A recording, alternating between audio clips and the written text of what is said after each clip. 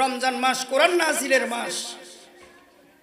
এমন কোন ঘর বাসা যাতে না থাকে, এমন কোন দোকান প্রতিষ্ঠান যাতে না থাকে যে রমজান গেল অথচ কোরআন খতম হইল না। রমজান শরীফ চলে গেল, কোরআন খতম একটাও হয়নি। এইরকম কোন বাসা ঘর প্রতিষ্ঠান দোকান যাতে না থাকে। ডাইরেক্ট কোরআন শরীফ তেলাওয়াত করবেন কাগজের, এটা না পারলে কমপক্ষে মোবাইলে হলেও, দোকানে বসে বসে, অফিসে বসে বসে, মোবাইলে হলেও কোরআন শরীফ তেলাওয়াত করে কোরআন খতম দিবেন। পৃথিবীতে এমন কোনো বই নাই ঠোঁটস্থ কণ্ঠস্থ অন্তরস্থ মুখস্থ করলে সবই না শুনাইলে এত সোয়াব, এই পরিমাণ সোয়াব, প্রতি অক্ষরে এই পরিমাণ ফজিলত নেকি, কোনো গ্যারান্টি কোনো ওয়ারেন্টি নাই।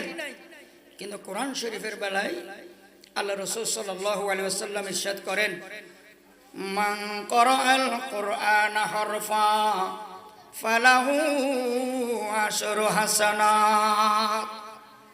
যে ব্যক্তি কোরআন শরীফে একটা অক্ষর তেলাওয়াত করবে, এক অক্ষর তেলাওয়াত করার বিনিময়ে আল্লাহ তাআলা তার অ্যাকাউন্টে 10টি করে নেকি নাজিল করবেন। বলেন সুবহানাল্লাহ।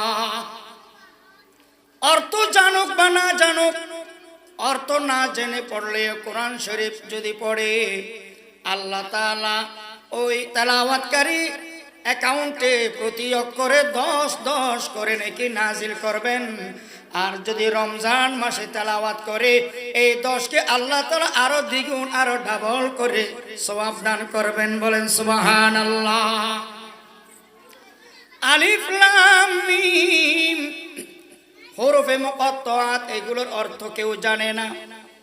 কোন বৈজ্ঞানিক, কোন পণ্ডিত, কোন দার্শনিক আলিফ লাম মিম সাদ, আলিফ লাম মিম রা, তাসিন মিম হামিম আইন সিন কফ ইয়াসিন, এই সমস্ত হরফুল মুকাত্তাআতের অর্থ পৃথিবীর কোন লেখক, গবেষক, পণ্ডিত, ইঞ্জিনিয়ার, বৈজ্ঞানিক জানে না।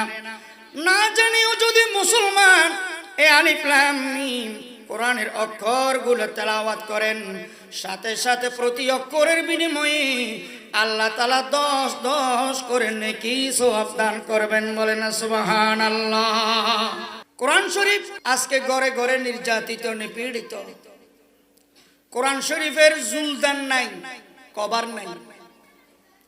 আপনি আর আমি কত দামি দামি পোশাক পরেছি, কাপড় পরিধান করেছি, নিজের স্ত্রীকে, সন্তানদেরকে, ঘরের সদস্যদেরকে কত দামি দামি কাপড় পরিধান করাইছি।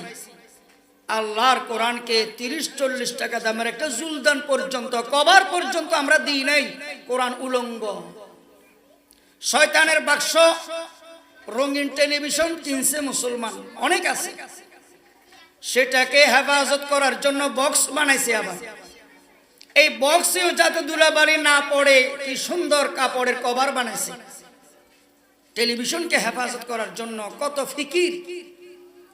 কিন্তু মুসলমানের ঘরে কোরআন শরীফ অপমানিত। কোরআন শরীফকে কবরের ব্যবস্থা করবেন, কোরআন শরীফকে জুলদান লাগাবেন, কোরআন শরীফ তেলাওয়াত করবেন, মহব্বত করে কোরআন শরীফ সিনায় বুকে জড়াই ধরবেন, কোরআন শরীফকে চুমু খাবেন। ও দোকানদার ভাইয়েরা, অফিস আদালতের ভাইয়েরা, খেয়াল করে শোনেন। আপনার দোকানে, আপনার অফিস আদালতে সব সময় তো আর কাস্টমার মানুষ থাকে না, অনেক ফ্রি সময় থাকেন। বিশেষ করে রমজান মাস, এই মাসের মধ্যে যখনই ফ্রি থাকবেন বেশি বেশি কোরআন শরীফ তেলাওয়াত করবেন। আল্লাহর কোরআন তেলাওয়াত করলে আল্লাহ তাআলার রহমত, বরকত, সুকিনা, দয়া, মায়া নাজিল হতে থাকবে। বলেন সুবহানাল্লাহ।